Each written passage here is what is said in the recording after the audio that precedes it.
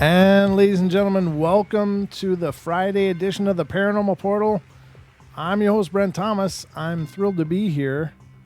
I hope that's coming through okay. That was really weird in my ear, and it was skipping. It was doing all kinds of funny stuff, so I'm not sure what was going on.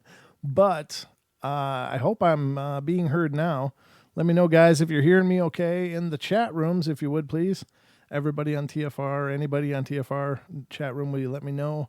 And likewise on YouTube, are you guys hearing me okay? It's good to see you guys. Thanks so much. I see a bunch of you guys piling in, and it's wonderful. A bunch of, what in the hell's going on? Weird. Oh, you know what? I know what's wrong. Hold on now. Good God. I got it.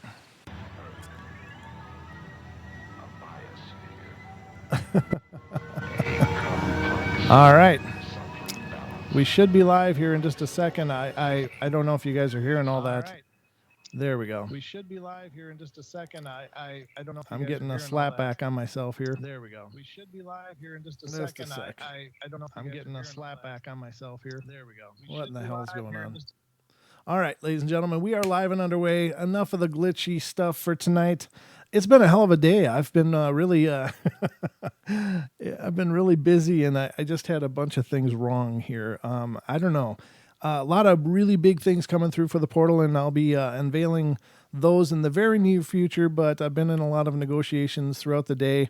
A lot of things going on. Very exciting, but I'm not at liberty yet to quite disclose what's going on, but it should open a whole nother avenue for the portal, and I'll be excited to share that with you. But I do apologize for all the glitchy stuff right off the bat.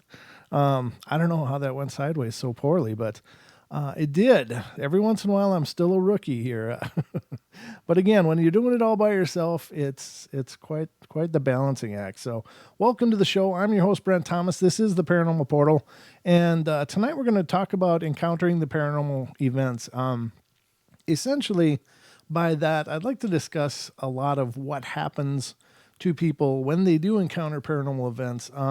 We'll talk about a lot of different encounters, and we'll go through some encounter stories because I really love those, and I think it's probably the best examples of what people are experiencing. And if you haven't had paranormal encounters of your own, it's a great example to hear what other people are seeing and experiencing, and kind of put yourself in those shoes and see how that might change your view of things. Now, anybody listen to the show, I assume you probably at least have a passing interest in the paranormal, otherwise you wouldn't be listening to the show. So I think even if you haven't had experiences of your own, you're probably open to the idea that there's something out there, there's something more, and perhaps you're looking. And but are all people looking? No, they're not. And it's funny because when things happen in the paranormal realm, they a lot of times they're completely unexpected. Well, I mean, all of the time, I think they're completely unexpected. Even those people that are looking. And for an example of that, ladies and gentlemen, watch any ghost hunting program on the television, and you'll see a bunch of people who are out there looking for an experience.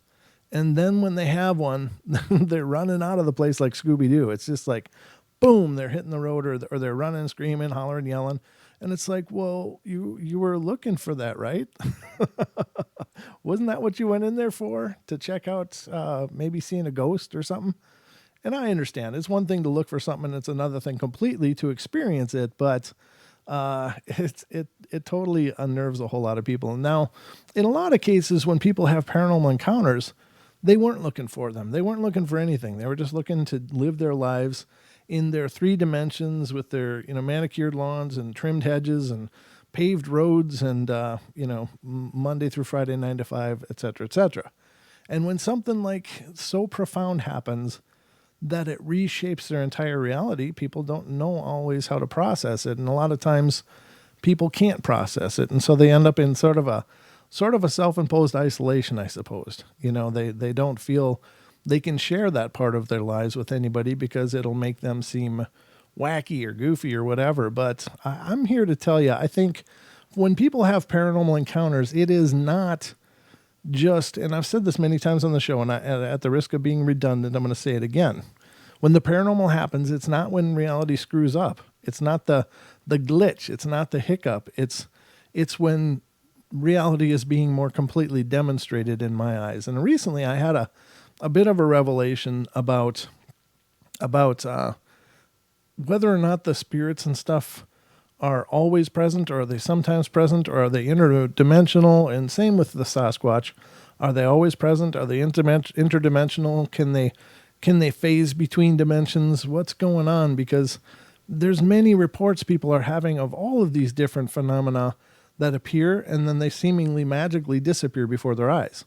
So what's going on there? And it occurred to me, and you hear so many examples of people being in a group, even looking the same direction, and someone will see something and the other person won't. Well, what's going on? How did that phenomena differentiate just for that one person?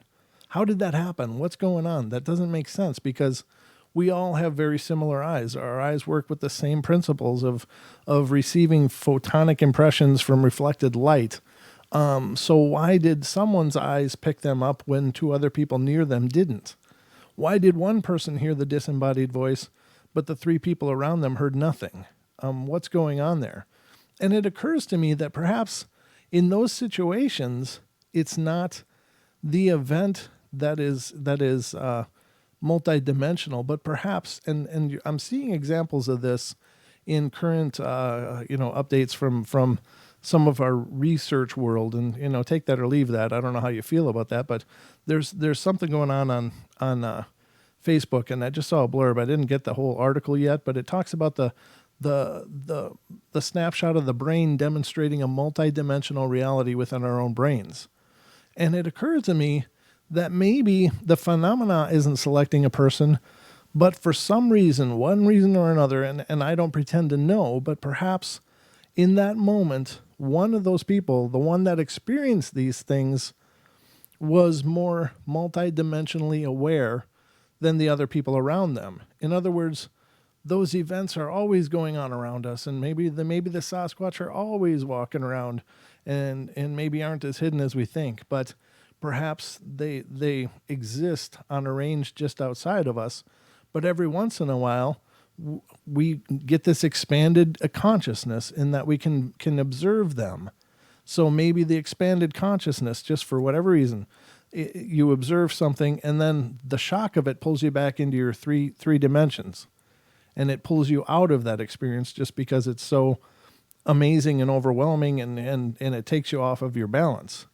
So, and again, for the EVP example, perhaps the person is in a more multidimensionally aware state, and that's why they hear the disembodied voice, and then suddenly it's gone and nobody else heard it. It just seems to me that maybe that's the key to that. And how do I know that? I don't know this. But it seems so incredibly bizarre that these same people could be they can be alone and have these experiences, but they can be in groups, and only one person will have an experience. And why is that? Either it's a very particular phenomenon that is intelligently choosing to reveal itself to one person, and how is it pulling that off? How is it pulling it off where it can reveal itself to just one person, but somehow the light doesn't hit the other people's eyes? That doesn't make sense. So these are some of the things that are going on, but I thought that would be a fun discussion for tonight. Now, ladies and gentlemen, the call-in board is always open here on the portal. And since it's just me, there's no reason to wait. If you've got something to share, some ideas about these phenomena that you'd like to talk about, please feel free to call in. The phone number for the portal is different. It is 720-923-0500. And again, 720-923-0500. Excuse me. Now, we don't have an international number for the UK, so I apologize. But we do have the one number. I'm sorry, I'm really froggy. My God, I've just been really hitting the wire today. I've been going since really early, so I do apologize. So let's go through some different phenomena tonight, and we'll talk about these a little bit. And if you have a phenomenon of your own that you'd like to share, I'd love to hear about it. So, thank you. I appreciate that, Don's to you too. Dawn's to you too in the TFR live chat room said, great questions. Well, that's awesome. And she also said, we have 16 perceptions going on just in here. I missed the other ones. The brain is a hologram like the universe. Very cool, Bam. That's a great angle to look at it as. Yep. I'm more than all right. Thank you. That's very cool. Well, these are just things that I think about. And again, I don't believe that, that anyone has the answers. And I certainly don't believe in the idea of there being experts in any of this. These are all theoretical kind of ideas. And I guess I just probably think about it more than I should, maybe. I don't know. But since I do the show, it's like kind of important that I at least come up with some ideas to feed you guys and see what you guys think. But we do have a call on the board, so let's get to this and see what is going on. And this is coming from area code 503. You're on the air. Hey, Brent. Happy Friday to you. Hey, thanks. Who are we talking to tonight? Travis. Hey, Travis. Sorry, I keep forgetting about the caller ID thing. Oh, no, it's fine. It's just I got to be sure. I thought it was you, but I don't want to be an idiot and say, hey, Travis. And this is Phil. Yeah, for sure. For sure. All right, brother. What's on your mind tonight? So, I was talking to my dad the other day, 2 days ago, when we were visiting my grandpa. He just got out of the hospital. He's doing better. Oh, good. Okay. He brought to my attention, me and my grandpa and my dad were up in the woods, just driving around, kind of farting around one day. Mm-hmm. And it was kind of the middle of winter, and we were way up in the mountains where there was like probably a fresh blanket of 3 to 4 inches of snow. Mm-hmm. And I can't believe I forgot about this when I was calling and telling my Bigfoot story. But I was little. I was probably, I want to say like 9, maybe 8, maybe 10. Uh-huh. But we were driving around, and we were the first ones up there. On the road, there was no disturbance. There was no tracks on the road whatsoever. Uh-huh. So it was a fresh blanket of snow. And my dad, because we were scouting, looking for like elk or deer, trying to find new areas to hunt in the next season. And he sees disturbances in the snow that look like footprints or like trackway. It looked like something walked up on the road and walked down the middle of the road, Uh-huh. So he jumps out of the car and he walks over and looks at it. Me and my grandpa are still sitting in the car because it was really cold. And he was like, these are freaking human footprints. Wow. And they're big. And I jump out and I go and look at it. And the footprints were probably, I don't know, 15 inches or so long. Oh, yeah, that's plenty big. And, yeah, not huge, but I mean, sure, bigger than my dad's feet, mm-hmm. Which was weird. And I didn't really know about Bigfoot at the time, so I didn't really think anything of it. I just thought that was really weird. Uh-huh. But this is the weird part. So the road we were on went, on one side it went down pretty steep into some like vegetation, short vegetation, and then it got into some thick trees. Oh. And on the opposite side of the road, it was probably a 6-foot tall mud embankment, but everything was covered in snow. So we just saw the footprints, and the footprints were probably, I don't know, I was 8 or 9 years old, mm-hmm. and the strides of these footprints were like 3 times what I could do. Oh, wow. But I was little. Sure. And so the footprints come up onto the road from the downhill side, up onto the road, mm-hmm. and then they walk down the middle of the road, like 1 foot directly in front of the other, not like how we walk with our feet side by side, Mm-hmm. So it was right. So they walk. The yep. What's that? They walk 1 foot in front of the other, usually, yeah. In a straight line. I didn't know that. Yeah, when Sasquatch walk, that's what people have observed is that they don't have the like the side to side walking that we do. They seem to like walk one foot right in front of the other rather than one foot off to one side, the other foot off to the other side as they step. People remark at the fact that their trackways are very linear. Interesting. Yeah. Anyway, So sorry to the interrupt you. tracks walk. No, you're fine. You're fine.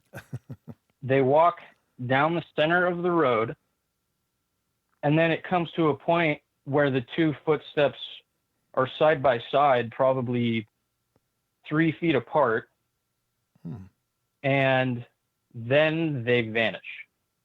Oh wow. It didn't keep walking forward. There were no footprints off on either side of the road.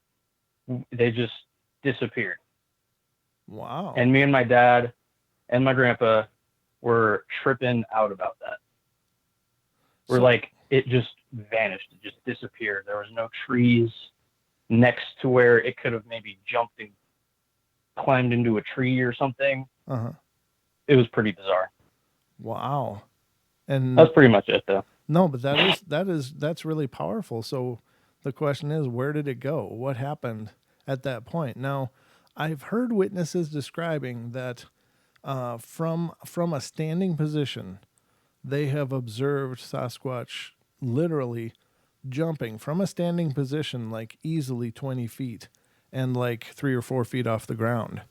And so that's a huge distance that we probably, it would be hard for us to actually comprehend without seeing it. But if you think about what we can do from a standing position, we could maybe go, 3, 4, 5, maybe 6 feet, but that's going to be about the normal range.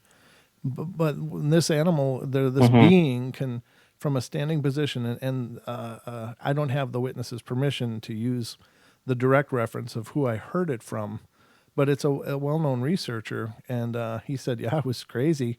Yeah, from behind a tree, it was standing, and he said he saw it's like crunch down, and then boom, next thing he knew, it was up in about 3 or 4 feet in the air and had covered a distance of about 20 to 20 some feet to another tree. And he was just beside himself, like that shouldn't be possible.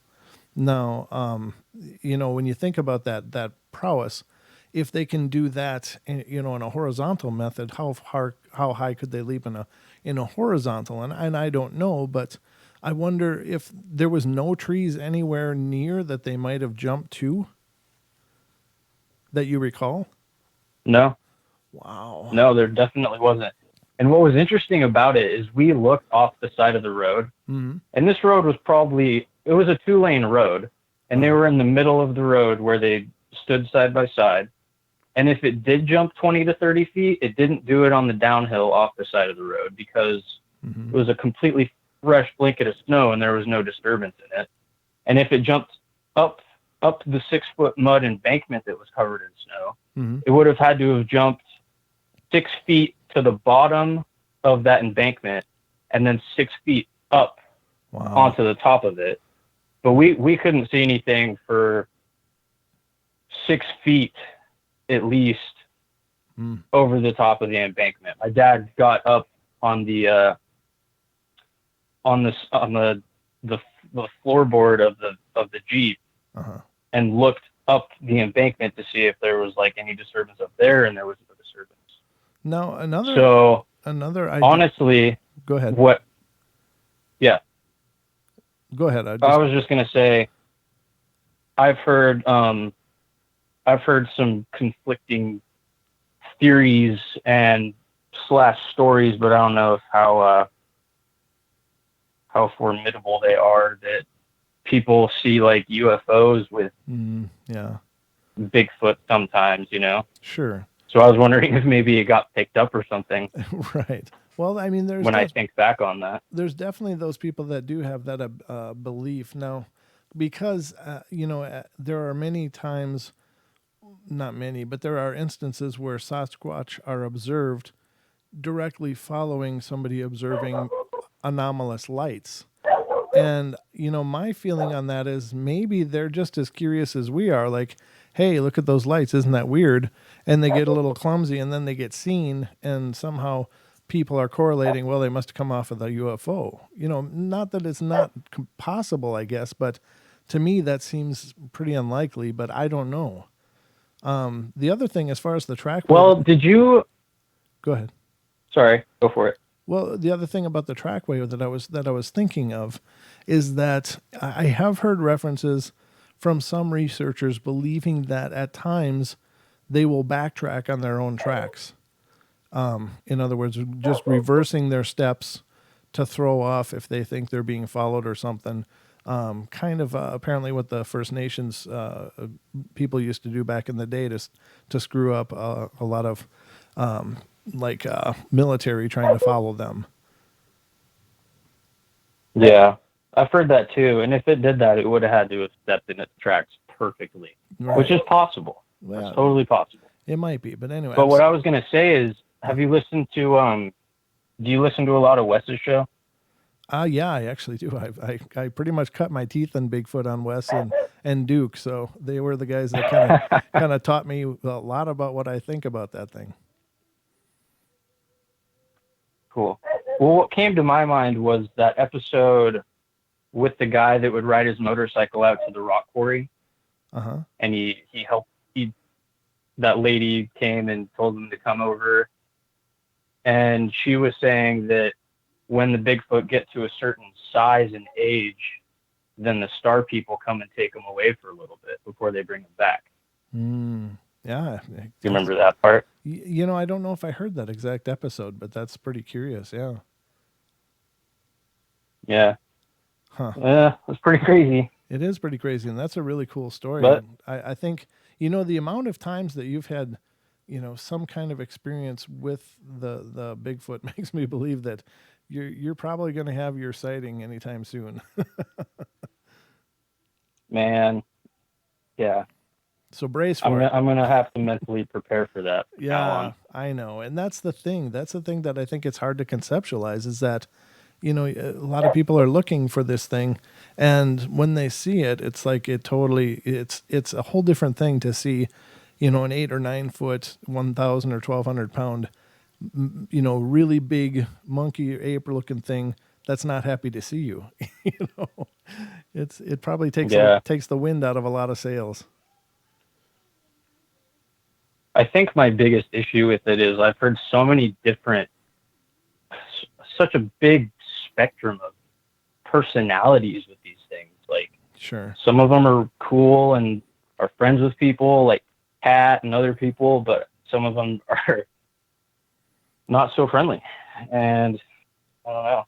It's kind of a that is rolling the dice. It's a trip. Yeah, I know what you're saying, but the thing is that I think in a lot of cases you got to consider that at least they deserve the same kind of spectrum as people deserve. So like, there's some people you can just tell you don't want to be around. They're just going to be a problem for you in some way. And there's other people that you feel really comfortable around. And I suppose that they deserve the same kind of, acknowledgement or possibility. But, that's the case for dogs or anything. I mean, there's good dogs and there's really bad dogs, really aggressive dogs, and there's good cats and there's bad cats. So, but it is kind of rolling the dice because it's not like you get to, to pick and choose which one you're hanging out with. Exactly. Yeah. That's crazy, brother. Funny. That's really cool. Well, right on. Appreciate you giving me the time, man. Oh, yeah. Happy Friday to you again. Oh, thanks. You too, brother. And thanks for calling in and being a part of the show. Absolutely. I'll see you. All right. Take care. All right, ladies and gentlemen, first caller of the night, and that was Travis. He was calling to tell us another one of the incidents he's been involved in, and he's had quite a few close calls. He hasn't quite had his face-to-face yet, but I think, there's some people that believe that I don't know, that almost like when you've had an experience with them, it's like they're testing people, and I don't know what to think about that, but maybe there's something to it. Some people just, attract certain kind of things. Like there are people that seem to attract hauntings. There are people that seem to attract, a lot of different, like UFO things. There are those that, they say that abductees are kind of tagged in a way, and they will keep coming and coming. And maybe the same thing happens with the Bigfoot or Sasquatch, that they kind of tag people in some way, and they just reveal themselves more readily for different people. Now, there's a lot of people that believe the Bigfoot may be very telepathic, and that may or may not be. I don't know. I know that Les Stroud is kind of leaned towards that direction, that there's something going on with like a mind speak kind of thing, and he says he's experienced it a couple times when he was researching, and I think, as he describes it, it's pretty powerful. He says it feels like a humming in your head when it's happening, and it's really, really potent. He said it doesn't feel like just a normal thought in your mind, and so maybe there is something to that. I don't know. I think it's pretty cool, though. I guess we don't know enough about these things to have any clear opinions, but It's very amazing cool. how people have been raving I guess about we're gonna go to break. ILI all over We'll Facebook. be right back. They've been posting their testimonials just because they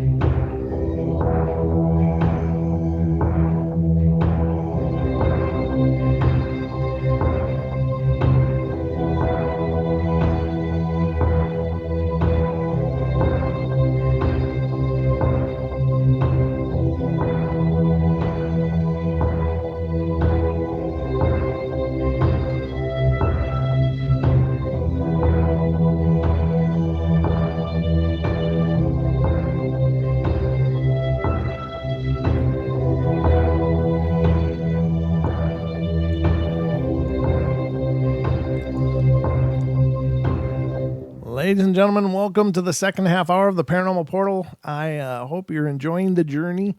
I had a real rookie beginning tonight. Now, let me just tell you a little bit about how my day has gone. As I said, I started the whole day really early and was working on some negotiations for the portal. And again, I'll talk more about that at a later date when everything's all ironed out. But a lot of exciting things going on. But I've been doing phone conferences and talking to people and several different things. And then this evening, Mr. Geo stopped by the house, and he was here. Chris Geo was here earlier, and a special hello to you, brother. I imagine you're still on your journey home, but I hope the drive's going well. Great time, great to see him and catch up. And I almost talked him into being on the show tonight, but he left. He had to get going because it's gotten late, and he's had a big day himself. So. No harm, no foul, but it would have been fun, and hopefully we'll be able to get him on the show again soon. But I don't know. And then I basically hurried and got prepped for the show and kind of hit the ground running. And I you ever try to do too much at one time and you end up just screwing up so many things? Well, that was the beginning of my show tonight. So I hope we're doing better now, except that I just talked right into the break, which I haven't done for a long time. And so it's just going to be one of those shows, I think, but that's okay. Those kind of shows have to happen too. They can't all be pristine and awesome. When you're doing live broadcasts, you kind of got to roll with whatever turd you laid. So, but anyway, thank you guys for being understanding and wonderful. I'm absolutely thrilled you all are here. In the TFR chat, we have TFR Wookiees in here. Paradoxical Anomaly, DJ Caveman, Nancy Lalonde, Daryl Bowles, Don's to you too, Psycho Dave 321. I'm going to pronounce this Dumas.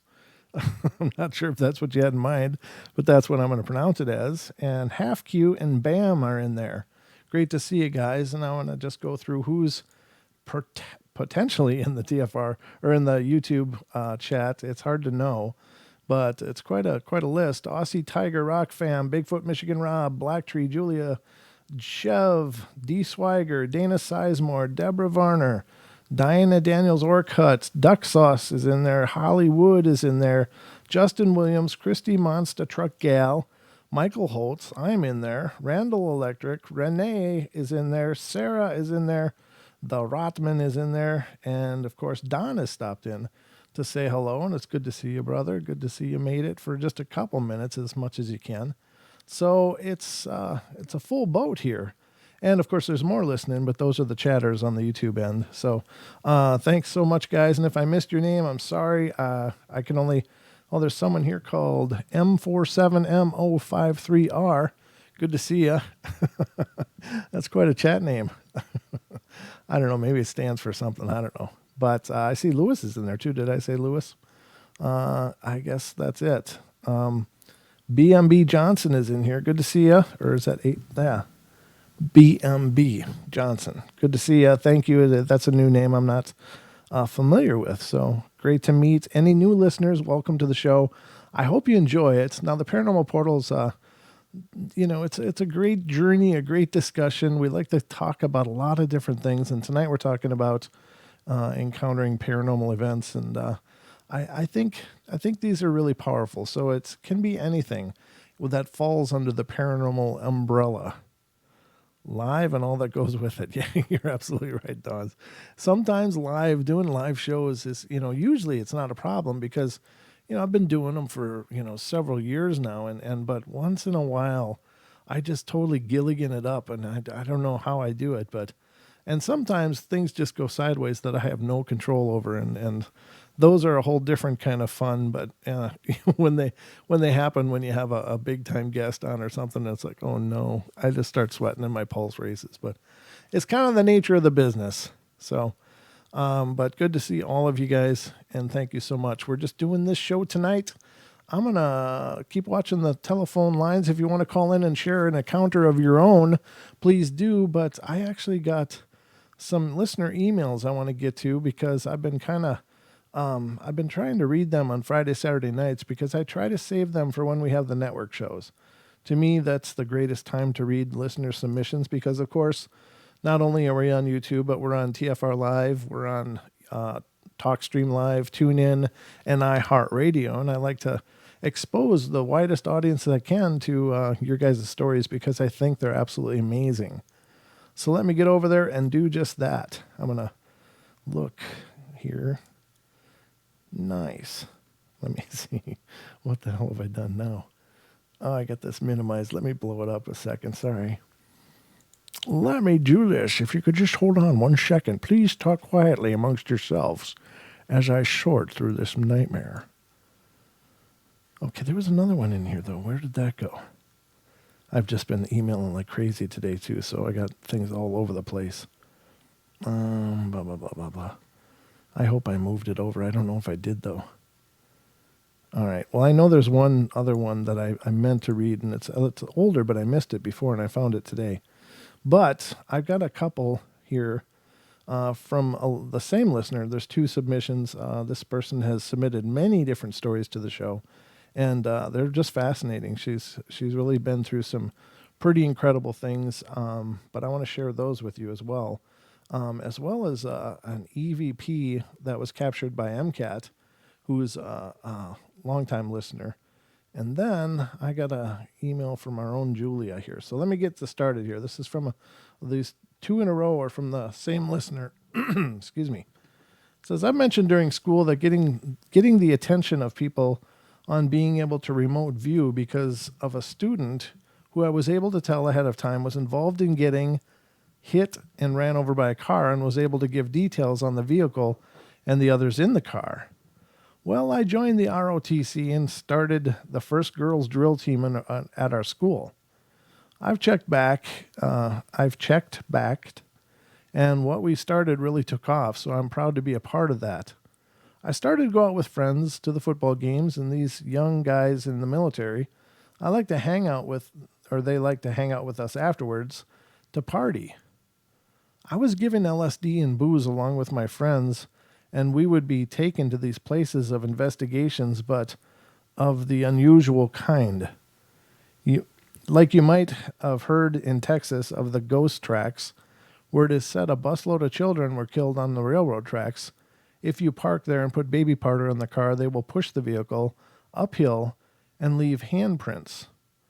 Well, we did go uphill, but found out later that it's an illusion. Never got handprints either on the vehicle, but that was wild and fun at the time.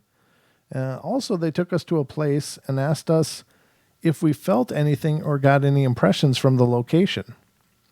I asked why, what had happened here, and he said this was a place where a girl and her boyfriends were partying, and some people with abnormalities like a family of inbreds, high forehead and brows, unusually strong, and big with teeth that came out. They took them prisoner, killed the boyfriend in front of her, and then ate them. She managed to get away, but they tried to kill her too. This inspired, along with Ed Gein, the movie Texas Chainsaw Massacre. I've never really got an impression until years later of them possibly being Neanderthals. Not a deformity, and they stuck around rivers and caves to hide out. They took us out to a farm area to party once, and then released a bull there on the property that was fenced off. I was tripping on LSD big time at this party, and sitting down on the ground, I looked up to find this beast staring me down. I had no clue others had run off, and this beast was just staring at me, and it looked like a horse, so I got up and went over to it, talking softly, and then started to pet it. Well, the others saw this, and the next thing, this bull is surrounded by kids petting him. The place was supposed to be haunted, but I didn't pick up on anything. We ended up after graduation moving to Washington, started up doing my same stuff, tripping, drinking, partying, until I started college and then got more serious with my life. Stopped going out of my way to party, stopped tripping on LSD, and became an occasional drinker. It's what I called my experimental days. I believe, though, that the military guys were acting out a testing me, but they could have been acting on their own and not for the military, just because they were in it. That's pretty deep. Of course, we've all heard those stories about, the darker side of those kind of things where perhaps they do target people, and then they, you hear things about like MK Ultra and all that stuff and some of that weirdness, and it makes you wonder. I mean, I don't claim to know anything about that stuff really. I have my plate full just dealing with the paranormal and the unusual as it is, but that's a whole nother area of really a whole bunch of unknowns. All right, the next one this listener submitted is, when I mentioned the case of the cannibals that attacked a group of kids, eating most of them, but the girl managed to get away, and I talked of picking up on them being not deformities, but possibly Neanderthals, another good example of how this brought new material for Hollywood, the movie The Hills Have Eyes, is a good example of how they try to portray these family of inbreds going around hiding out in the hills, killing people to eat off of, kind of like no man's laws attitude. I'm saying that is because there is still some Neanderthals out there living in hiding and could be responsible for some of the 411 missing cases, so I don't automatically assume it's Bigfoot doing this.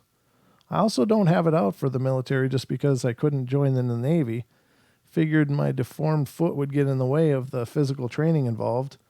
No, when I was a kid on the Air Force Base, we kids got sick, and going to the doctors there, my parents, given a prescription to fill, had to borrow a friend's car because ours was suddenly down.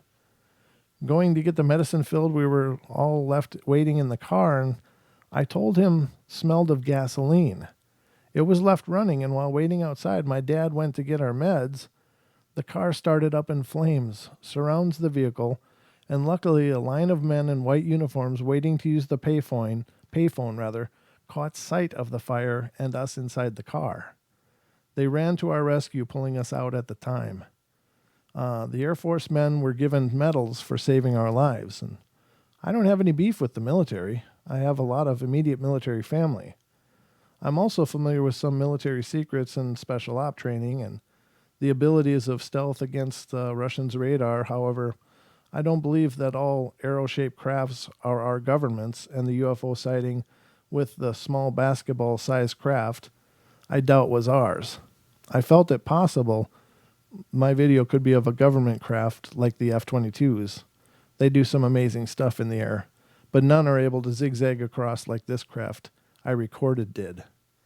Wow, that's intense. And I don't remember if I received a video or not with that one. I mean, there's no video attached to this one, but the reference is that I must have, but I don't know where that is currently, and I apologize for that. I don't like to leave those kind of things hanging. Okay, so this is...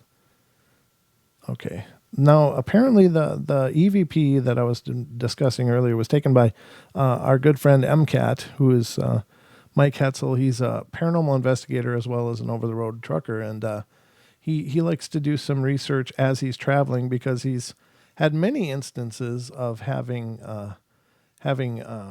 things happen out on the road, which I find very interesting because it seems to imply that there's it doesn't take a house to have a haunting. It just takes an opportunity or a situation, maybe. We oftentimes equate hauntings with locations, but that doesn't always have to be the case. It may be a physical location, as in an area, but it doesn't always require a home. It can be wherever you call home at the time. So he says, I was laying in my bunk in the truck when I started to see some shadows move, so I decided to record some audio. Sounds like a female saying what twice and then something else at the end. My recorder was on my nightstand and I wasn't moving. I just realized I'm going to have to open this on my other computer due to the fact that the audio will not go to the TFR audience in this current setup that I have. So I'm going to have to open it over here. This is the part where I would say, hey, Don, say something. But Don's not here. So it's just me. All right, let's see. Is this the one? No. It's going to be this one. Okay. And I talk to myself all the time, ladies and gentlemen. That is apparently the sign of a high intelligence. I'm just kidding. I have no idea if that's the case or not. I just made that up.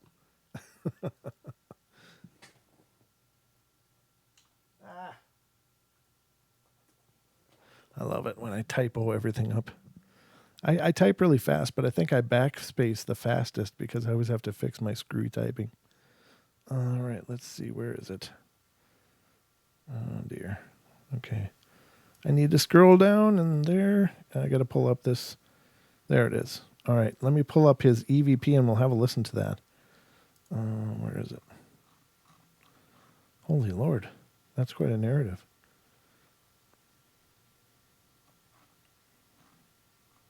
Oh, this is a different one. Okay. That's a different one. Sorry. I got to go back a sec. I almost opened a different one. I've been contacted by an individual that I really want to get on the show. He had some really cool things happen, and I think rather than trying to read an email from him, I think he would be a great guest to have on to discuss all that he's experienced, because it's quite a laundry list. All right, so here is, I suppose I should just download it. Here, hold on. I'm going to open it. Okay. Here is MCAT's audio.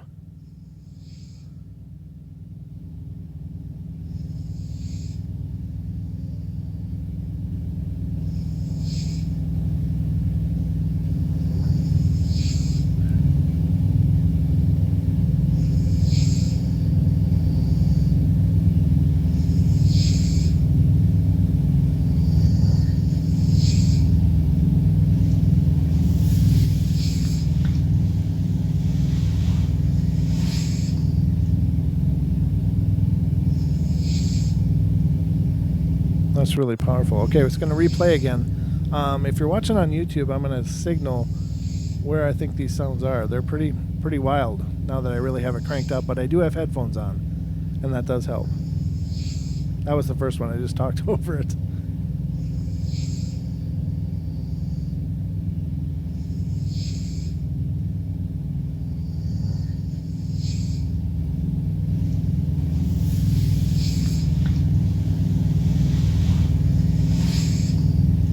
That is really cool. It's like, what? Like that. So that's the sound you're listening to. It happens twice.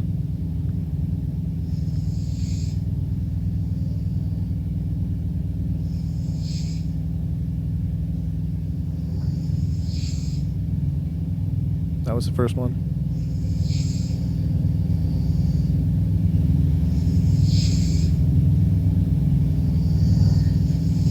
And that was the second one. And at the end is a weird noise. That. He said everybody was perfectly still at that point. Very cool. One more time.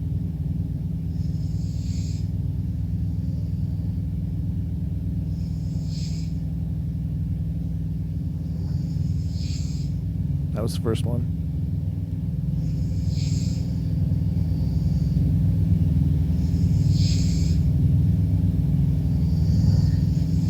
That was the second one.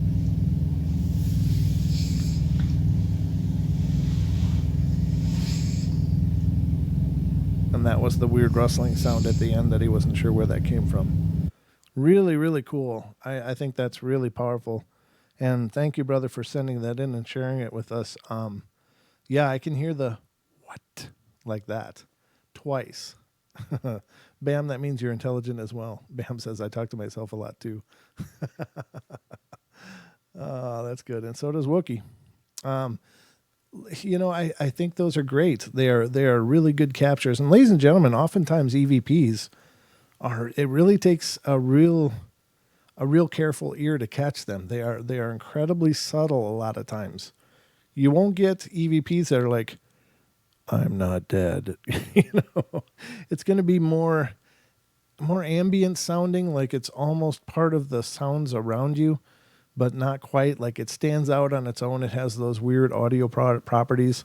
And if you listened to that clip I just played, the second one is really more profound. The first one is very subtle. It's like, what? Like that. It's very, very soft, very, very hard to differentiate. But the second one was like, what? And that was really strong. And the rustling noise, I don't think you can miss. But he's adamant that he was sitting still, and there was no just movement in the bunk that he was in. So Very, very cool, brother. Thank you so much for sharing that and sending that in. That's really powerful stuff. Very, very powerful stuff. All right, so I think I got one more, and this is from. Let me uncheck those two so I don't screw them up and reread them again. This one is from our very own Miss Blacktree. She said, once I had a zombie dream that I was when I was in Job Corps. The building itself was an old insane asylum broken into separate housing, known for its housing. It's known as the Northern State Mental Hospital in Sedro-Wally. I don't know if I'm pronouncing that right, but established in 1909. I woke up from the dream and started getting dressed, and suddenly the lights went out. The howls of the long siren came on, and I thought for sure I was going to die from zombies. 50 kids running down the narrow halls, and I quickly joined them, and once we were outside, I found out it was a fire drill. Oh my God. Too close to a zombie apocalypse for me.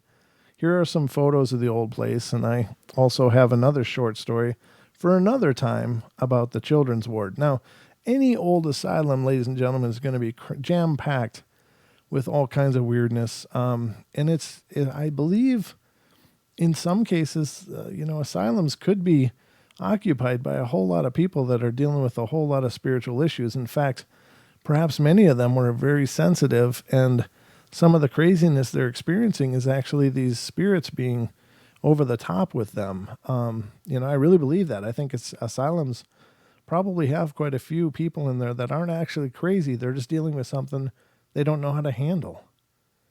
All right, so I'm going to try to show these pictures that she took of the place, and it does look plenty creepy. All right, one, and I think, did I not click the second one? No, I did. I just didn't get the first one. Okay, so I'm going to put this up here for all our viewing pleasure. All right, so let me open. Okay, so here's the first one. Wow, is that zoomed out? Let me put that up on the screen so you guys can see it. This is the first one of the old insane asylum. And I don't know, if I was going to design a building that would look like a haunted building, I think this would be it.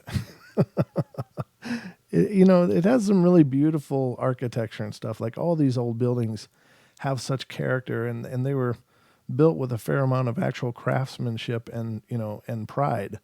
But, these old buildings also have generations of energy piled up in them, and they just emanate this I don't know, this pain in a lot of cases. Like, I'm not one that can look at pictures, and some people can look at pictures and get vibes from them. I'm not one of those people usually, but I got to tell you, even this one, I look at it and go, ooh, that'd be creepy after dark. And it'd probably be creepy during the day as well. I mean, it just looks just like one of those old buildings that probably saw a lot of agony. And if, just being, by virtue of being an insane asylum, of course, those asylums weren't run in historically, they weren't run with a lot of hug and love kind of therapy. It was pretty brutal and ugly with things like electroshock therapy and lobotomies and craziness like that. They were literally almost less than human guinea pigs. They were just experiments that were, caged. And that's such a horrible, horrible, sad thing. It really is. So much pain, so much agony, and so much confusion. These people were suffering so much from their ailments and whatever it was they were dealing with, and then to be poked and prodded and I think, honest to God, it's in many cases it wasn't that much removed from concentration camps, just in the approaches, and so many of those were shut down just because of inhumane conditions, and it's no wonder why. So this is one such of those places, but very, very sad, very tragic, and it looks sad and tragic. Now there's a second picture as well.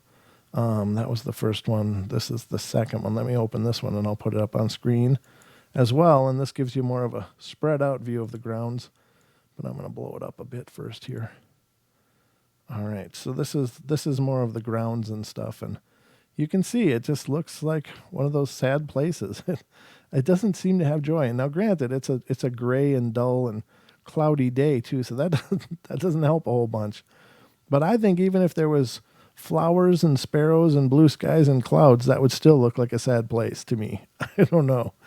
I'm just saying, that's just my 2 cents for whatever that's worth, but very wild. But ladies and gentlemen, we're going to go to our second break of the night. This is our hour break, and I didn't hear the bumper music on the first one, so I don't know if we're going to get fair warning, but at some point, I'm just going to stop talking, and the commercials will start. There's the music, so all right, guys, don't go away. We'll be right back for hour number 2 of the Paranormal Portal, and hope you stick around because it only keeps getting better. We'll be right back.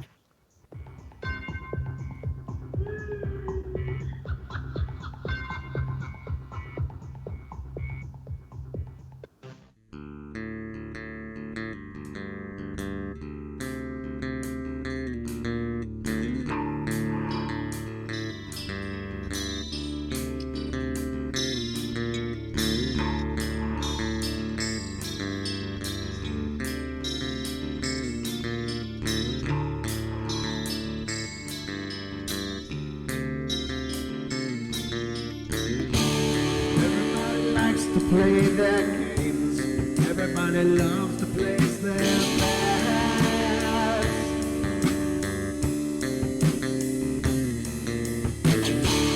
They don't understand the price I paid. They don't care to comprehend.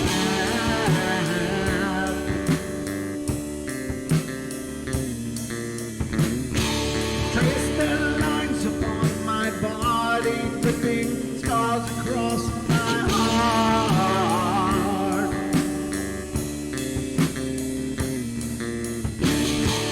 Raging anger pours inside me as their lies keep falling apart.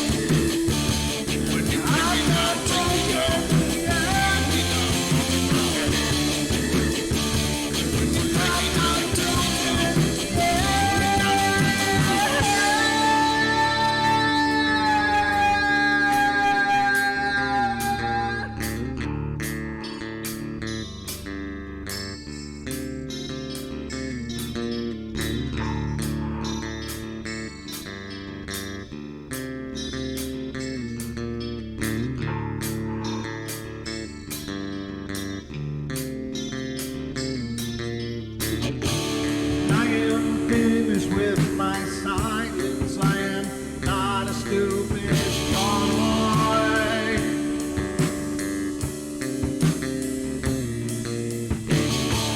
No more breaking me with kindness, just you dance upon my joy.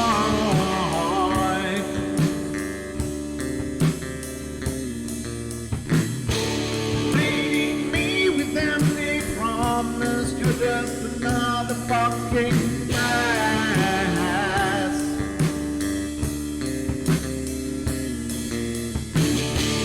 Taking off the slice of my sanity, just make sure that you're well fed.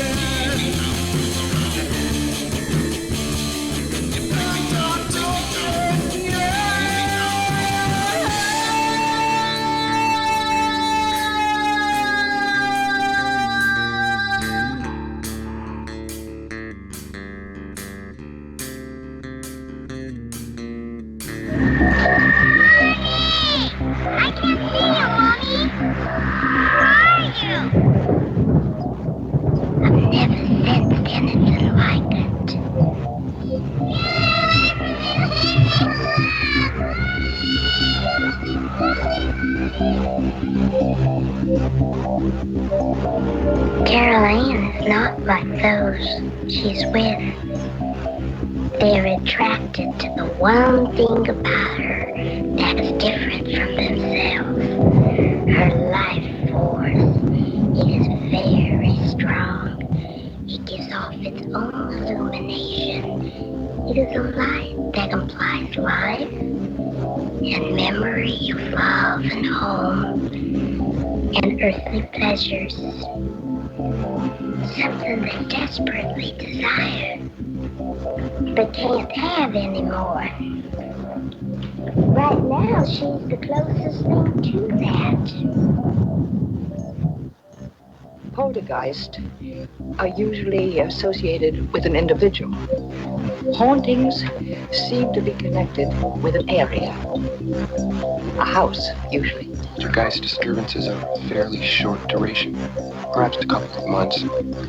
Hauntings can go on for years. And so can that intro, ladies and gentlemen. It can go on for years. All right, guys, welcome back. This is hour number 2 of the Paranormal Portal. I'm your host, Brent Thomas. Just grinding this Friday night away with you. Thank you so much for tuning in and being a part of our show. It's always a pleasure to do the portal, but it's even a bigger pleasure knowing that I'm not doing it alone. You guys are here with me. So I got a call on the board right now, so let's get to that first of all. But after that, we had a request for a video to be played, and I can get away with playing it because it's a video I shot, and we'll get into that in just a minute, ladies and gentlemen. But joining us via phone now is Mr. MCAT, Mike Hetzel, who also is the person who recorded the EVP that we just played on the show. Welcome to the show, brother. Hey, everybody. How you doing? I think they're good. That's what they told me anyway. How are you doing? How about that? I'm doing really good. I'm just I've had a hell of a day, but it's been a really exciting day. A lot of really amazing things coming up. Again, I can't go into the details of it yet, but I'm just really kind of beside myself in a good place, in a happy place. But thanks for asking. Well, that's good. Yeah. That's good. Hey, that's what I'm here for. So, yeah. Like the EVP, I talked about that a little earlier this week. The snoring you heard was my student who was on the top bunk sawing logs. So he was slept through all this. That happened. But I wanted to go over some ways or how I listen for EVPs. I guess that's worth talking about. Oh, please, yeah. So the way that I should say, when I'm doing investigations, the way that I capture audio is with a parabolic microphone connected to a laptop that's running Adobe or Audacity sound processing software. Uh-huh. And I'll do it in 1 hour segments because it's easier to digest. And what I'll do is I'll let the sound run, and I'll just do something else. I'll just let it run in the background, and I'll get on the web and start playing around. And what you're listening for is something that doesn't belong. Something that, it isn't the same as everything else is. Sure. And so stop, loop it, listen to it a bunch of times, and start picking out what it is. Is it saying something? What that might mean. Now, when I'm on the road, I don't have all that equipment. I just got my cell phone. That actually works out pretty well. Mm-hmm. And I'll put that in a stable place, let it run for a couple of minutes, and then kind of play it back, either through headphones, or I'll play it back through the stereo system so I get it good and loud and I can hear all the little bits and pieces that are running around in the background. And again, it's the same thing. You're listening for something that isn't there. Sometimes it sounds tinny or robotic, but it's not going to be the same as everything else in the foreground. That's how really you tell the difference. Okay. And most of the time, very, very short duration. They don't, I haven't seen an EVP. Hi, my name is Bob Smith, and this is when I died, and this is what happens. You don't get those. That'd be nice. They're usually like, Bob. That's about it. Uh-huh.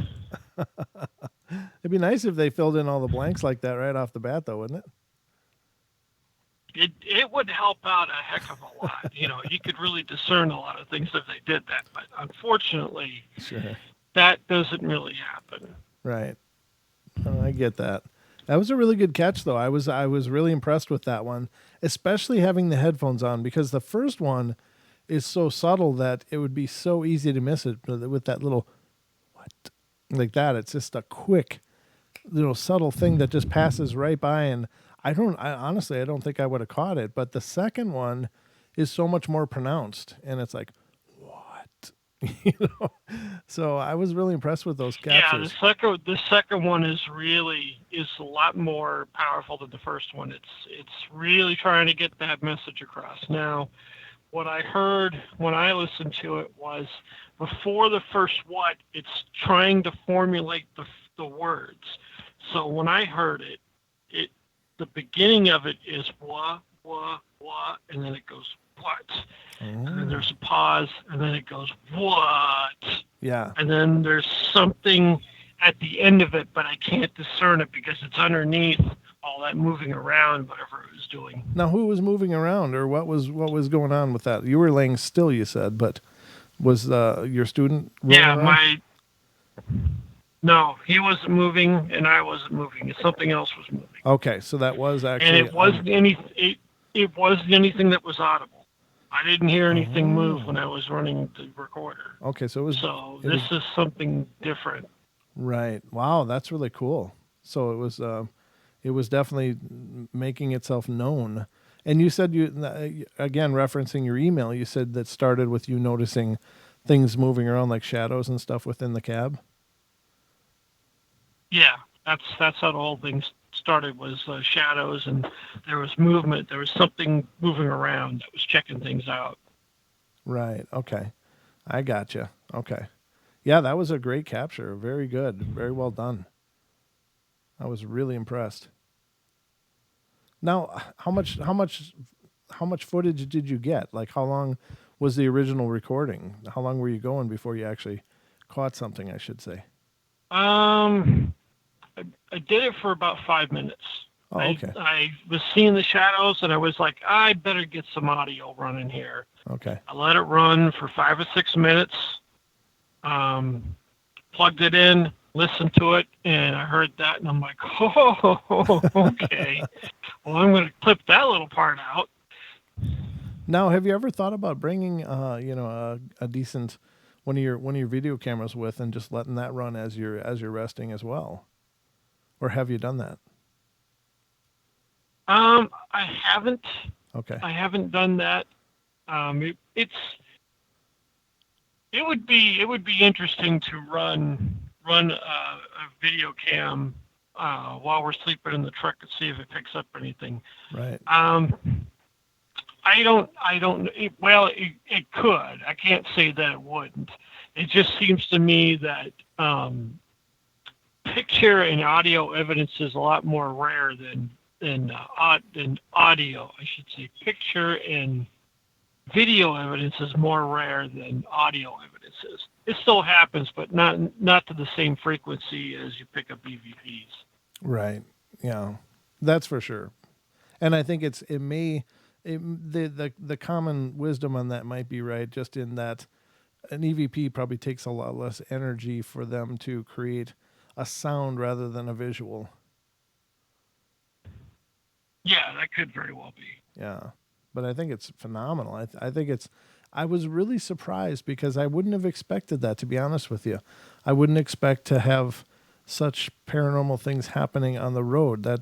And I don't know why. Now that you've been recording stuff like this and sharing it, I guess it makes perfect sense that it can just be anywhere and everywhere. Whenever it happens, it happens. But I'm always thinking, oh, you have to find the place, or you have to find the site where these things happen, and then you have to, try to capture it. But you're able to get some amazing pieces just as you're doing your thing. Yeah, people get really wrapped up about, it's going to be at a cemetery, or it's going to be at, some famous haunted place. That isn't the case. What I tell people is this energy is everywhere. You don't have to go that far to find it. Right. You just have to start looking. Oh, okay. I think you're right, brother. I think you're right. You've caught some amazing things, and you've you've brought new life to the mobile research. The mobile research facility. That's a good one. Yeah, that's right. That is right. So, yeah, we'll have to get you back on the show, brother, to talk about more of this because I think it's very fascinating, and I know a lot of us are enthusiasts to the point that we would like to do our take our shot at gathering evidence, and I think the more people that do it, I think is best because I know that there seems to be some people have better luck capturing things. Like I was talking about in the lead in and the top of the show that some people just seem magnetized for this kind of stuff, and you see it so often in investigations where like there'll be a team of investigators, but there'll be like one guy or one woman on the team that seems to get like the lion's share of the things happening. And so the more of us out there that are trying to do it, the more we're probably going to get some pretty amazing evidence. Yeah, I agree. I think that the more people that get involved in this, the more we're going to be able to pick up. Right. Yeah, I think that's right. Yeah, absolutely. So what's next for you, brother? Just heading down into Haxor's territory. We're going to be in Georgia, and then I'll be in Texas after that. So, I'll tell you about and record, paranormal evidence as I see it and as I capture it. So, we'll see what happens. You should stop by Haxor's bar and do some rudimentary investigating there. He's doing construction, That's true. That's true. I wonder that I'm sure he's in an older building, so I'm sure that would be interesting to go check out. Yeah, I'm not gonna quite be that south though, so unfortunately I'll have to wait for a later date. All right, brother. And then again, whenever you're in my neck of the woods, let me know. We've still got to meet up sometime, brother. I was looking at flights over to and somewhere close by where I could fly in for a weekend and grab a hotel and Absolutely. we'll make something work. Absolutely. You can be my in studio guest on a Friday night. That'd be cool. That would be a good time. All right, brother. Well, keep it in mind. The offer's there. All right, bud. Will too. All right. I gotcha. Take care, brother. I'm looking at it. I might do it this summer. All right. I'll keep the lights on for you. All right, man. I'll talk to you later. All right. Have a safe trip. Yep. Thanks. Bye. And that's our MCAT, our very own MCAT, ladies and gentlemen, from the YouTube chat. He is all over the country all the time, and he's paranormal investigating his way across America. That sounded really good. I might have to copyright that. All right, so here I got a request from the chat, and I can't remember who said it exactly. Oh, hey, Duke, welcome to the show. Glad you made it in, brother. Good to see you. It's never the same without you, so good to see you're in the house. Yeah, and by the way, MCAT, if you're out there listening, or if you're in the chat room, maybe you're seeing it, but Julia wants to meet you too, and she's in our neck of the woods, so we'll just have to have a meet and greet if you make it to town.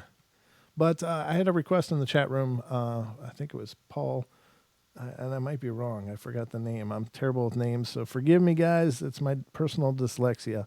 But someone asked to see the video that I mentioned when I was on Sasquatch Chronicles of the one capture that I did get and recorded. Now, what I have is a pair of night vision binoculars, and if you're familiar at all with the show, or if you listen to my appearance on Sasquatch Chronicles, I talked about the first time I witnessed a UFO, and it was an incredibly profound event. Well, after that event, I got a pair of my of night vision binoculars for myself because I thought, that's crazy. I couldn't see this UFO without them. Even though there was enough ambient moonlight and like starlight, it was really quite a brilliant night. I could not see it unless I was holding the night vision binoculars up, and it was all illuminated with lights and stuff in the infrared spectrum. But when I put the binoculars down, there was absolutely nothing there. Really blew my mind. So I got a pair of these, and I've been watching the night sky as much as I can ever since. Not so much lately, and I got to get back out and do it now that the nights are not so brutally cold. But what I did is I rigged a kind of a GoPro knockoff to sit inside one of the eyepieces, and then I look through the other one as just a rudimentary recording device to be able to record what I'm seeing, because the only thing I think about that event when I saw that UFO is that it's a personal experience, because I can't prove it. I can't show you guys what I observed, but if I could show you guys, I know it would just be a huge thing in the UFO community, because it was such a profound sighting. It was right there, right in front of me. But anyway, I did capture this anomaly one night in last year. It was actually in May of last year. I caught this out my back door. And I'm going to put it up on screen. And let me pause it here first. All right, so let me put it up on screen so you guys can see what it is that I captured. And I'll kind of try to narrate it for a little bit for you so you understand what you're looking at. But so here's the video frame, and it's circular because it's a GoPro looking into an eyepiece of a binocular, night vision binoculars. And it acts as a monocular, but it's like looking through a portal of a ship or something, you know. So this is me standing outside of my back door on my little wooden deck outside my back door, looking up at the sky outside of my house, and we'll start from there. So this is, oops, my mouse is all geeking out again. Oh, you got to be kidding me. What the hell? There we go. All right, so this is me panning. Those are the neighbor's trees, and I'm looking around, looking at the sky. Boom. This anomaly is what I found absolutely compelling. Now, it is so much larger than the stars in the background. You can see the stars in the background. There is no navigation lights on this thing at all. It's not blinking. It is also flying away from me to the east. And if it was an airplane and it had landing lights on them, I would not be seeing them by the direction it is traveling. It's traveling away, brightly illuminated, and no navigation flickering lights at all. What the hell is it? Well, I can tell you it is for sure a UFO, and by that I mean I'm not making a claim that it's extraterrestrial. I'm not making a claim it's a flying saucer, but I'm telling you that I cannot identify what this thing is. It doesn't make sense. It makes no sense. And again, I'll play it again so you guys can see. Now, this also is in the first break that we use on the show, then the video segment that I put together. But again, I'm panning around, looking at the night sky. You can see the stars, but that is what I just was blown away by. Now, that is nowhere near as impressive as the first sighting that I had, because what I experienced in the first sighting was, like, I can hear me go, what the hell is that? What I experienced in the first time I observed a UFO through these kind of binoculars was the literal flying saucer. It was close enough. It was maybe 200 to 300 yards away. These binoculars are 4-power binoculars, so they're not incredibly magnifying. So what you're seeing is not really that much different than what you would see with your naked eye, if you could see this with your naked eye. But it was really big. It would have filled up most of the circle that you're looking at. It was so close, and it had rotating lights going around it. It actually was the two plates, the two pie plates, basically face to face, with panels of rectangle panels in between them, and those rectangle panels were flashing in sequence, like like a marquee on a movie theater or something. They were going around and around and around and around. True story. That's what I observed, but that is my only proof to date is that clip right there. I have other clips as well, but nothing that well lit and that close. Most of the other things that I've recorded are basically much higher up, and they appear to be as if stars were moving around, but they do different directions. It's not a linear direction all the time, and they crisscross almost to the point of hitting. I mean, it looks like they're going to impact, and then they just kind of just miss each other up in the sky. So it's not satellites, it's not planes, and there's, again, no residual sound from them that I can pick up. But again, I do live in a town, so the fact that I'm not hearing them here doesn't surprise me. But if it was a plane or a jet or something, I would definitely be hearing those noises of our terrestrial aircraft. So what is it? I can't say, but I can tell you that it doesn't make sense to me. And that's the only claim I can make about it for sure, but that's the video. Oh, thank you, Dana. I appreciate that. Yeah, that's one piece of what I've taken. So I hope you liked it. Yeah, they're great, Nelly. And here's the thing. When I saw it, I could only see it in the infrared spectrum, and suddenly it became really, really powerful that these things could be around all the time. We just aren't able to observe them because somehow they can cloak themselves from our native spectrum of light that we observe in. And if you think about it, all they have to do is block that narrow band of light that our eyes actually perceive, and they're invisible, even though they're clearly not, because I can see them with the night vision. Now, other researchers have stumbled onto this too. I didn't know about that until afterwards, and I started looking into infrared and flying saucers, and other researchers have had experiences where they have observed these anomalies in the sky only through night vision as well, including some pilots. Some pilots have observed them, and we covered one story not too long ago on the show about a helicopter pilot observing some weird anomaly near a hospital, and it was at 9 miles away. He saw this anomalous craft at about 15,000 feet, and he was 9 miles away from it approximately, and they kind of wrote it off as a mylar balloon, ladies and gentlemen. Now, I don't know how big that mylar balloon would have to be, but it'd have to be about the size of a pickup truck to see it at 9 miles. You don't see little mylar balloons at 9 miles. You just don't. So, and it was also in the evening, as I recall. So I think that was in Las Vegas, actually, now that I think about it. But yeah, very, very strange. They could be from Earth, Ken. I don't know. There's lots of ideas, but again, with the paranormal, nobody knows. There's all kinds of ideas floating around, and there's all these self-proclaimed experts making statements like, oh, they're actually from here, but nobody knows. Nobody knows this stuff for sure. We're just all throwing ideas at it, and any idea is just as valid as any other, so I'm not discounting you. Oh, thank you, D. I appreciate that. I'm going to try to get a bunch more of that, so. Lewis, Brent is lucky the MIB didn't come after him. I don't know. I must not be that much of a threat, Lewis. They must not be that intimidated by me or my knowledge. But I appreciate that, guys. I'm glad you enjoyed it. It's just one of those things that once I stumbled on it, then I just had to keep looking. So, and Bam's not getting any younger. So I don't know what you're talking about, Bam. But I came over to the TFR chat to have a peek, and I see you're saying you're not any younger. No, none of us are, brother. We're all getting older. So anyway, we're about at the last break of the night. And so the lines are open, ladies and gentlemen. If you've got something you'd like to share, I'd love to hear from you. The call-in number, again, is 720-923-0500. And Julia, I didn't do it, did I? I just remembered that. I don't know if Julia's still here or not, but maybe she's listening. She messaged me today and said, blow up the phone number.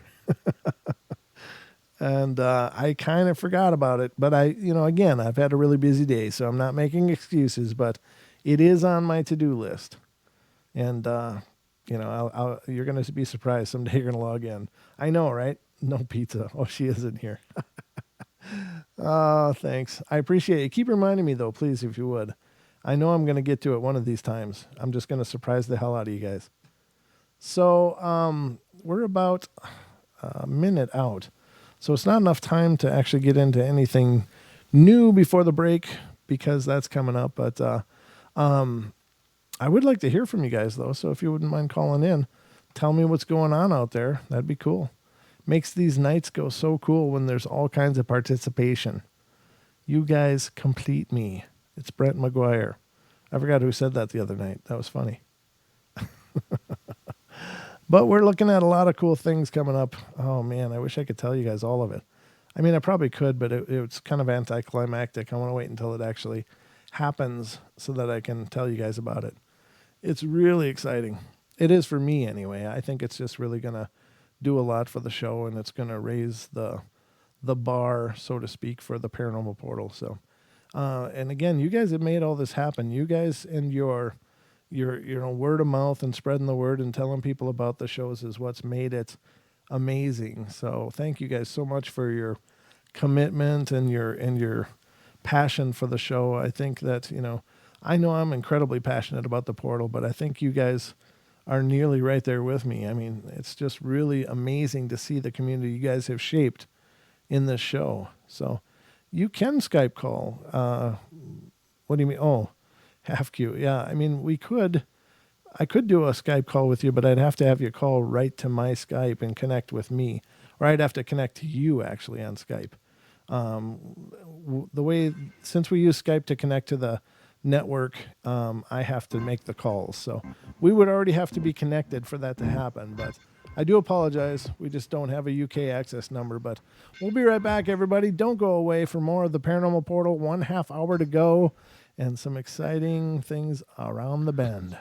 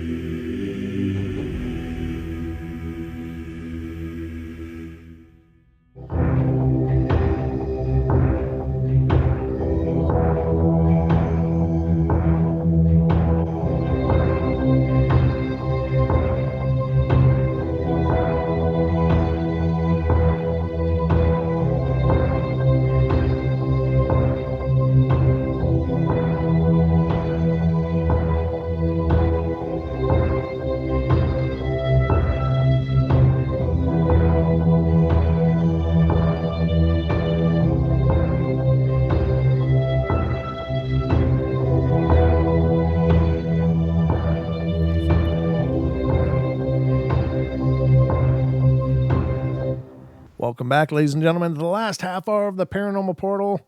I'm still your host, Brent Thomas. You're stuck with me until they kick me off, I guess. Which next coming up after the show, of course, stick around if you're on TFR, tune in, TalkStream Live, or iHeartRadio listening, because Nikki Colombo will be joining the scene after me.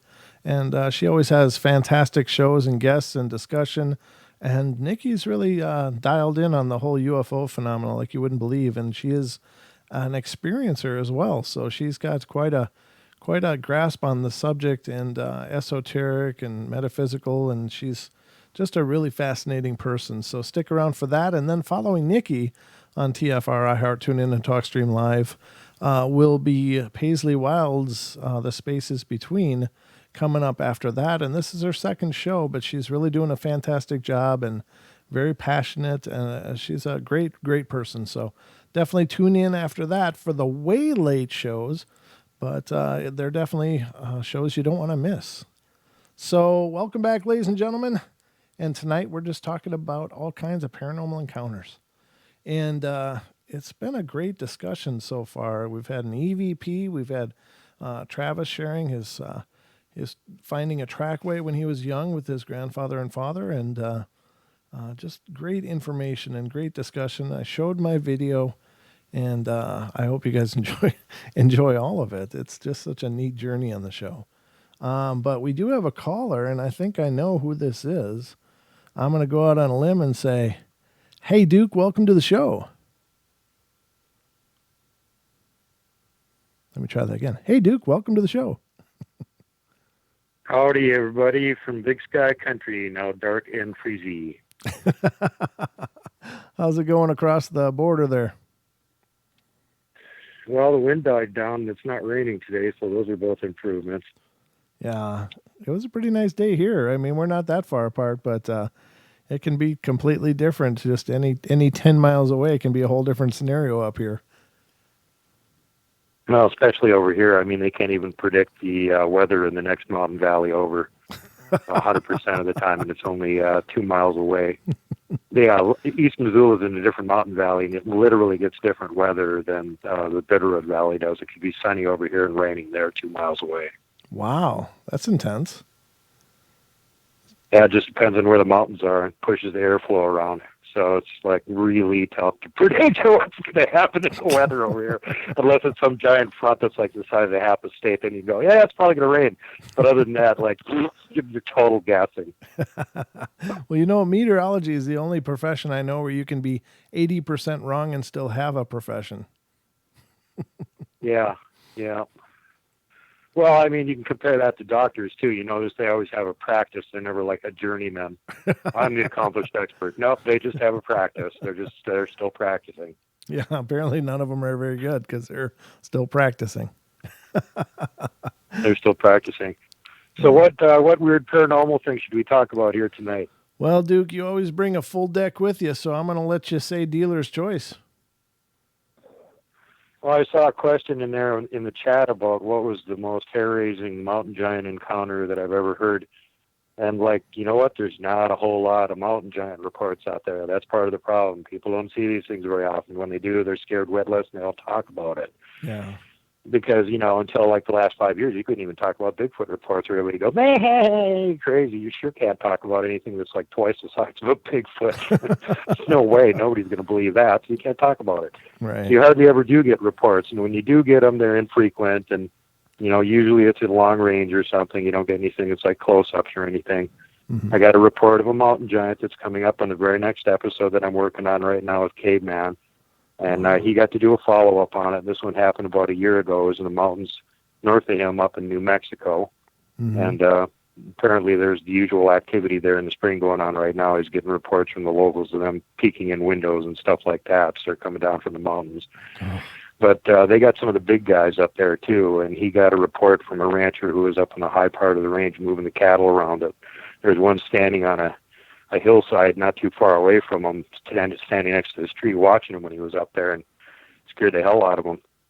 So he brought Caveman back up there to take a look at the spot, and while they were up there, he had the guy go sit down exactly where he was, and And he went up to where he had seen the Bigfoot and said, okay, well, which tree is it? Well, it's that one right over there, you know. And okay, and he walked up there and looked around a little bit, found 2 tracks, and put a tape measure up and measured up to the branch where the guy said its head was. And the 2 tracks were like 24 inches, and the to the branch where the head supposedly was at was about 18 feet. Oh my God. 18 feet. So like the average Bigfoot witnessed is like 8 feet. So this is another 10 feet. Yeah, exactly. Oh my God. Yeah, so again, this is that outside the Bigfoot range. It makes us think there's some other bigger thing out there that's like rarely seen, and you know, hence the name mountain giants. Generally, when you get the reports, and here's another good example, it's in the mountains where people aren't living, and there's plenty of big game for it to eat. So, and you know, apparently smart because it's watching this guy drive his cattle around. It's not trying to nab any of the cows because you know, cows suddenly start disappearing. That would be a dead giveaway. Yeah. Wow, that is amazing. Could you imagine? You know, we hear examples of what these, you know, 8, 7, 8, 9 foot Bigfoot are capable of. But when you think of another 10 feet on top of that with, you know, the increased muscle mass and body size, what are they capable of? It's like total annihilation, I think. Oh, it's ridiculous. You're in the King Kong range at that point. Yeah. We were having a chat over on my group on MeWe earlier today where we were talking about just how big is that. And somebody actually has a statue in their yard over in Washington State. They actually just sold the house recently. It's got an old sawed-off tree stump, and it's got a giant Bigfoot posed dramatically next to it. And he is right about that size. Oh, and I've also got a picture of a normal 6-foot-tall guy posed right next to it, so you can see the difference in scale. So yeah. I can try to send that on over to you if you want to show it to everybody. Oh, sure. Yeah, that'd be really cool if you don't mind. I'd love to share it with our listeners. Yeah, this one gives you a really good idea on the scale difference. And again, you know, I think a lot of the reason why people, first of all, they're in the middle of nowhere, but the other reason that people probably miss them is just because they're so gigantic, you're not looking for anything that big. If it's standing in between a couple pine trees or something, you just won't even see it if it doesn't move. It looks like another tree. Right. Yeah, I mean, that is tree size. That's that's crazy. Wow. And then you got to think about, you know, how fast can they move? How fast is that? You know, with because again, to use the Bigfoot scale, you know, 8, 9 foot Bigfoot are, I think I've heard 45 miles an hour, and I think we've discussed that at roughly the 40, 45 mile an hour range. And, you know, does it get slower than if it gets bigger, or is it even quicker than that? I don't know. Yeah, that's the question. You know, you got to figure if it's scale it up. Something that's 8 foot tall can run 45, 50 miles an hour.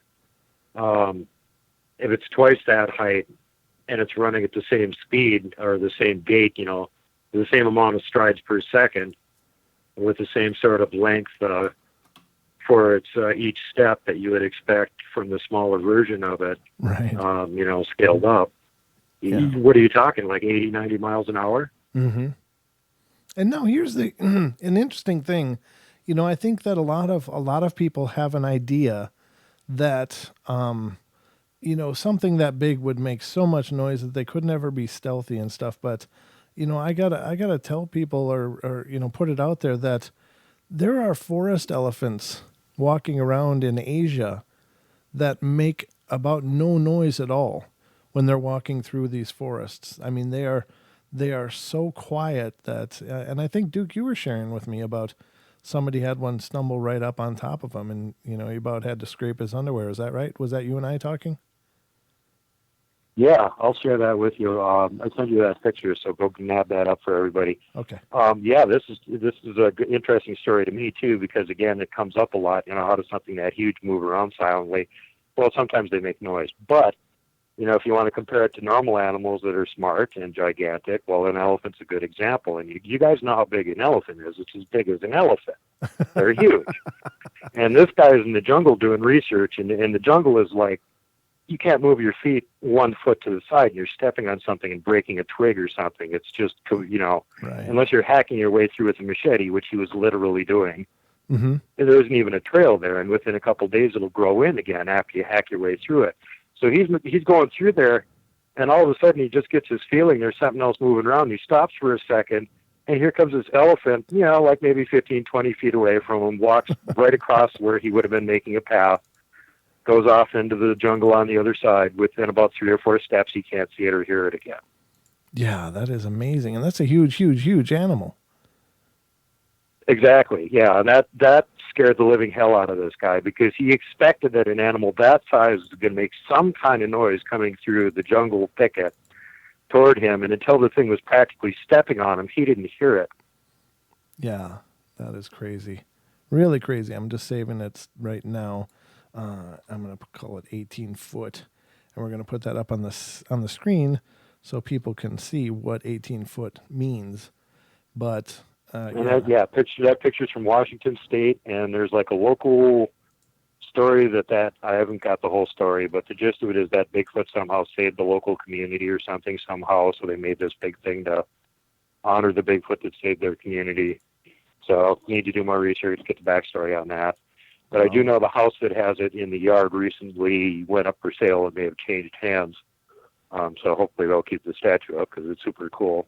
Right. But that'd be the best example I could think of to show the people, like, what are we talking about scale-wise?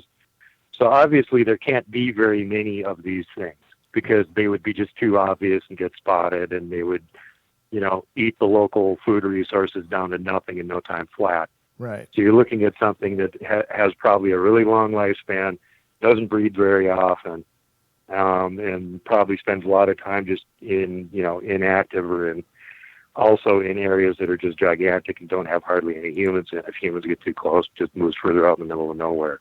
Right. Now it's on the screen now. So, and ladies and gentlemen, the guy posing there is about 6 feet. So you can see he's just a little bit down from the platform of where this thing. Well, no, I guess he isn't really, is he? Because No, he's up there as close as he can get in balance on one foot. And yeah, if you notice, his head's like right up around where knee level is there. Yeah, that's just scary. That is, but you can see how that, it would look like a tree trunk. The leg would look like a tree trunk. You go right by it. You and I discussed this when you were on the show. And to give some more weight to that one, the first one that I saw, I thought its 2 legs were tree trunks. The first 2 times I saw it.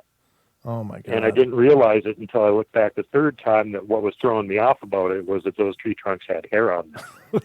Otherwise, I would have never even looked back the third time. Yeah, that is crazy. And ladies and gentlemen, Duke and I have discussed this before too when he's been on the show, but people that don't live in these kind of forests, in the deep forests, and are not really familiar with them, it's easy to think like it's Lord of the Rings kind of stuff where you can see far away and there's big trees and there's lots of space between. But these forests up here especially, and they're really thick. You can't see five Yeah, what feet.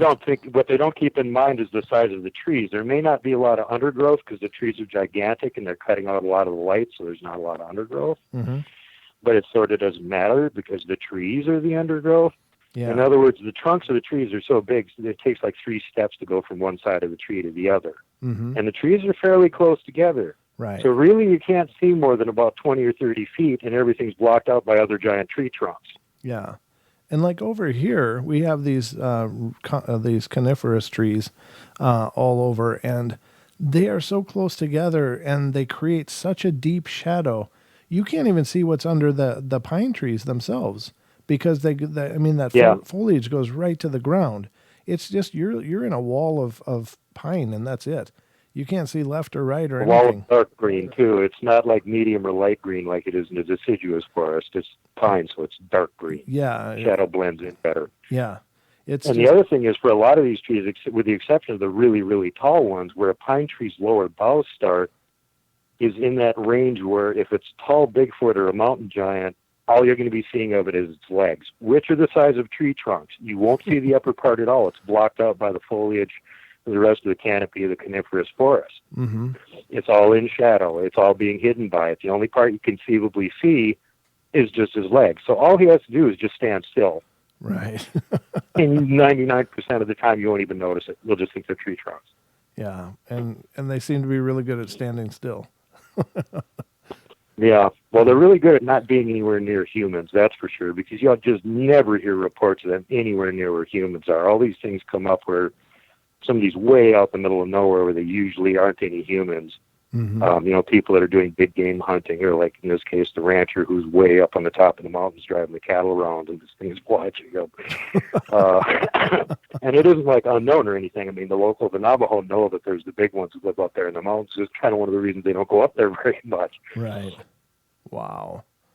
That is so epic and powerful. I can't wait for that episode to come out. When do you think you're going to release that one? Pressure, too much pressure. I should have it out by the end of the weekend. We kind of had some technical delays with this, so the caveman trying to get Skype to work on his mesa over there in the middle of nowhere. Sure. Well, his compound. I'm looking forward to it because that is just those stories are so rare, and when they come out, I just I'm like a moth to the flame. I go right for them because I'm really, really curious about what these things are. Are they an offshoot of the Bigfoot, or are they their own thing? And you even hear the different types of these big giants, and I don't know. I find it just fascinating. Well, to get into it really with like Gary Wayne and some of the other scholars that have done a lot of work on the Nephilim and the different bloodlines and stuff, there's apparently different tribes of giants that had different looks to them too. There's the Anakin type that had like the cone heads. It looked more like humans, except for they had cone heads and they were bigger than us and they had red hair. And there was another type that had not quite so much of the cone head, but had like double rows of teeth and 6 digits, and they were like 18 feet. And then you get the Horim apparently were a tribe of the Nephilim that were known for being extremely hairy. And this is a strong candidate for possible Bigfoot or mountain giants or something like that coming from those guys, of course, if you're looking at it from a biblical standpoint. The other option is if there's giants running around and there's Bigfoot running around, well, what if a really big Bigfoot, Mega Squatch, sees a really cute female giantess running around and decides she'd be good back in the camp? And then what do you get for kids? You got a giant Bigfoot and a giantess as parents. Wow. Maybe that's where a mountain giant came from, but who the hell knows? Right. It's all just speculation. It is, but it's really interesting because these things are reported and people are seeing these things rarely, but they are being seen. And so there's got to be something to it. There just has to be. That in the extensive history of giants across the face of the world. This is not a new concept. Yep. This is not pop culture. This is as old as time. Yeah, and then, the apparent concerted effort to cover it up for the last 150 years. You go from the President of the United States making a speech at Niagara Falls about the giants that used to watch Niagara Falls when they ruled North America, to there's no such thing as giants. That's all ridiculous fairy tale. There's no evidence for it. Yeah. And it only took the Smithsonian about 100 years to get everybody to start believing that one. Yeah. Yeah, it's a tragedy. And again, you got to wonder what their end game is, but man, they sure want to control the narrative. Well, it's all propaganda. Let me give you a quick rundown on the Smithsonian. The Smithsonian are not really a museum. They're actually run by the government. They're completely 100% government funded and run. Go look at the current board of directors. Who are the regents that are actually running the Smithsonian? You'll notice something interesting about them. There's not one single person on the board of regents of the Smithsonian that's an archaeologist. Oh, really? But you will notice that virtually every single person on it is a media mogul and billionaire. Wow. And I think that's about as far as you'll need to look to realize how much credibility you should give to anything the Smithsonian has to say. Right.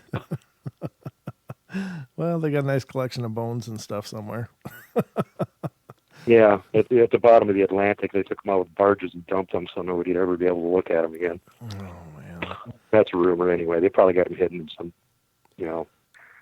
secret archive in some basement somewhere marked "Do Not Open." Oh, they got to be mining them for some genetic material or something. They do.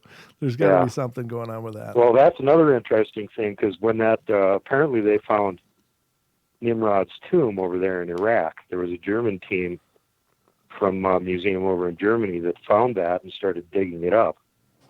And, the rumor being that Nimrod had somehow become a Nephilim, that he had genetically modified himself somehow.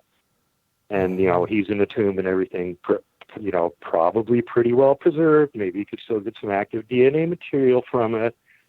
And, right about the time that this all comes out, a month later, the Gulf War starts. Oh. And I'm not saying the two are connected, but there were supposedly weapons of mass destruction of some kind there that we were going to look for, and it didn't turn out to be nuclear or chemical, but it might have been biological, because interestingly enough, that was the end of the excavation. It got shut down. The U.S. military set up their biggest military base in Iraq right next to it. Oh. And I think you can figure it out from there. Yeah. Unfortunately, you don't have to build a rocket to figure that one out. That's tragic. So more interesting things to go look into. Am I completely crazy? Go look it up. Well, I know you well enough to know that that's not the case. And, I think that what you're doing is amazing stuff. And ladies and gentlemen, definitely, if you haven't already, if you're not already familiar with it, somehow you've missed it, you got to look up World Bigfoot Radio and follow what Duke is doing. His channel is absolutely amazing. His quality of guests is amazing. And as you can tell from his appearances on the portal, he is absolutely amazing as well. Just a walking reference section of all things paranormal, and it's I could just listen to you for days and days and days and never get tired. Well, thanks for all the praise, brother, but I'm just an ordinary guy doing a really lousy, thankless job. Well, I'm thanking you. Because, I spent like 50 years compiling a lot of information here, and it's just apparent that there's way too much bad information going around out there, and wherever I think I can fill in gaps with something that might be a little bit more valid, I think I actually probably do that. Yeah. And, it's not like I'm trying to be rich or famous or anything like that. I just feel like this is somehow I got in this weird position where I'm doing this weird job, so I might as well just do the best job I can at it. It's basically what my outlook is. Well, you're doing a hell of a job, brother, and I'm tuning in every chance I get, and I hope the rest of you will as well, and become a patron, help Duke out, because everything he's doing is a labor of love, but he's bringing some amazing things to the surface, and it's just a fascinating show. And again, you put your heart into it, and it shows, brother. It's an amazing show. And like I said, I came up listening to you and Wes and Baron Kumbo when they were doing their thing, and so you guys are just. I love Bear. I got to give Bear a shout out. Bear just freaking rocks, man. If I have any guests on my show talking about Bigfoot and they say something that I'm never going to be questioning, and I will defer to them about 100% of the time, it's Bear. Yeah, Bear knows a hell of a lot about Bigfoot. Everything he said so far that I've been able to check out, he's right about. And like a lot of it that he said, I already knew he was right about. So, yeah, good source of information on Bigfoot stuff. Really as far as the whole monetized thing, yeah, my channel isn't monetized or anything. I'm not getting paid to do any of it. I don't have a Patreon set up. If you guys want to help me out and you like my content, you can always go to paypal.me/World Bigfoot Central, and all that funding will go to keep the show coming to you. But yeah, I was actually monetized on YouTube at one time until they had the adpocalypse and decided to get rid of people that, they didn't like the stuff they were putting out. And mysteriously, right after I did a show on militarized cryptids, all of a sudden they demonetized my entire channel. Oh. Which was like the day before they kicked Alex Jones off YouTube. So I'm a higher threat. Yay. But anyway. Well, yeah, I'm sorry that happened to you, brother, but I hope that we all can help keep you going, because you're doing some incredible stuff. I really appreciate it, Brent. That's why I started listening to your show, because there's just not a lot of quality programs out there where you've got a knowledgeable host that's open-minded and wants to check out everything and look into it and be reasonable and logical about it.